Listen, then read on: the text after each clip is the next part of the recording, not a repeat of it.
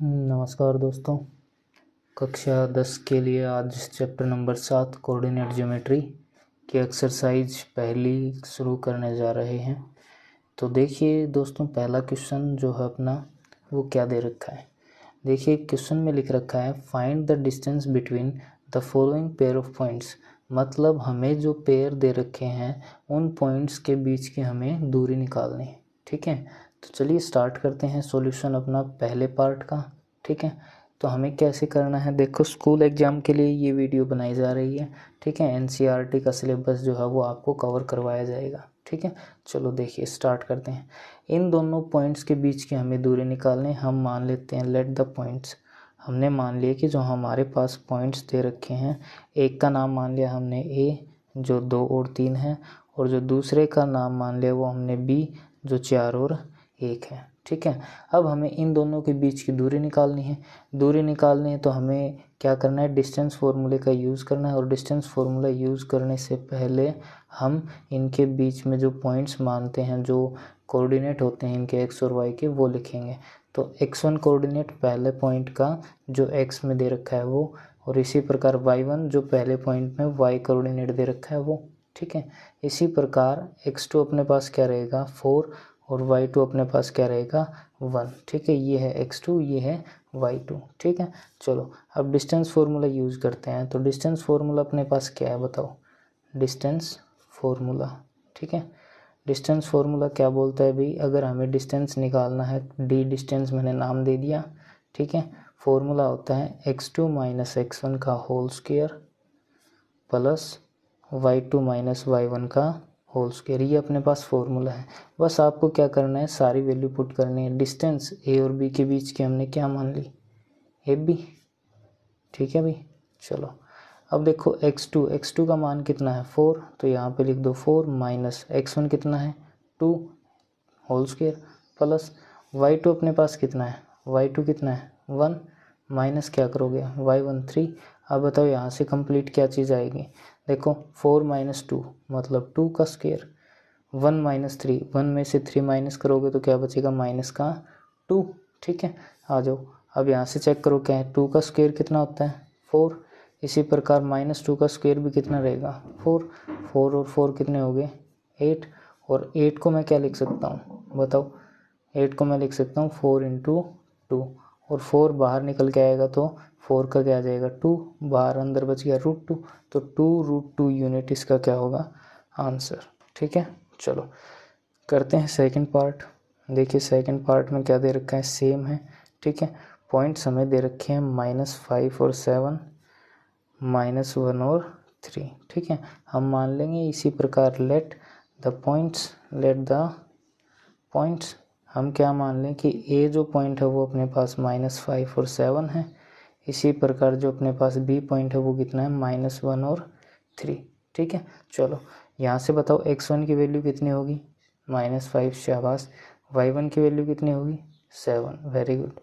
x2 कितना रहेगा -1, y2 कितना रहेगा y2 3 रहेगा। ठीक है, डिस्टेंस फार्मूला यूज़ करो, ऊपर डायरेक्ट पहले ये लिख देना डिस्टेंस फार्मूला, मैं डायरेक्ट यहाँ पे फार्मूला यूज़ कर रहा हूँ। ठीक है, तो ए बी बराबर क्या रहेगा under the root x2 minus x1 का whole square plus y2 minus y1 का होल स्क्वायर। ठीक है, चलो आगे देखो कंटिन्यू करते हैं। x2 कितना है -1, माइनस मैं कर रहा हूँ, ये फॉर्मूले का माइनस है, और x1 कितना है -5। देखो माइनस इसके पास माइनस फॉर्मूले का क्या हो जाएगा प्लस। ठीक है, और पूरे का होल स्क्वायर। इसी प्रकार y2 कितना है 3 माइनस y1 कितना है 7, 3 माइनस 7 कितना आ जाएगा। ठीक है, चलो चेक करते हैं अभी कितना आएगा, देख लेना। देखो 5 प्लस का 1 माइनस का, तो 5 माइनस 1 कितने हो गए 4, तो 4 का स्क्वायर। 3 माइनस 7 कितने हो गए 4, किसके माइनस के। ठीक है, माइनस क्यों, क्योंकि छोटी संख्या से बड़ी संख्या माइनस कर रहे हैं। ठीक है, चलो वेरी गुड। देखो 4 का स्क्वायर कितना रहेगा 16, और इसी प्रकार यहाँ पे -4 का स्क्वायर भी क्या रहेगा 16, और 16 क्या हो गए 32। ठीक है, 32 को आप क्या लिख सकते हो 16 मल्टीप्लाई 2, और 16 जब रूट से बाहर आएगा क्या आएगा 4√2 यूनिट। ठीक है, अब ये यहाँ पे इसका आंसर। समझ गए। चलो इसका थर्ड पार्ट और करते हैं, फिर अगला क्वेश्चन देखेंगे। देखिए दोस्तों third part, A B minus A minus B, ठीक है, वही काम करना है। फिर से हम मान लेंगे, लेट कर लेंगे, ठीक है। The points, let the points, हमने माना पहला पॉइंट ए क्या दे रखा है, ए और बी, और दूसरा पॉइंट हमने मान लिया क्या, बी, माइनस ए और माइनस के बी, ठीक है। चलो अभी यहाँ से बताओ x1 की वैल्यू कितनी होगी, ए होगी, शाबाश। y1 की वैल्यू कितनी होगी, बी, वेरी गुड। इसी प्रकार x2 की वैल्यू कितनी रहेगी, माइनस का ए, और y2 की जो वैल्यू है वो कितनी रहेगी, माइनस का बी, ठीक है। डिस्टेंस फार्मूले का यूज़ करना है। डिस्टेंस फार्मूला क्या होगा, ए बी बराबर under the root x2 minus x1 का whole square plus y2 minus y1 का होल स्क्वायर, ठीक है भाई। चलो x2 की वैल्यू बताओ, x2 कितना है, माइनस का ए, माइनस फार्मूले के हिसाब से।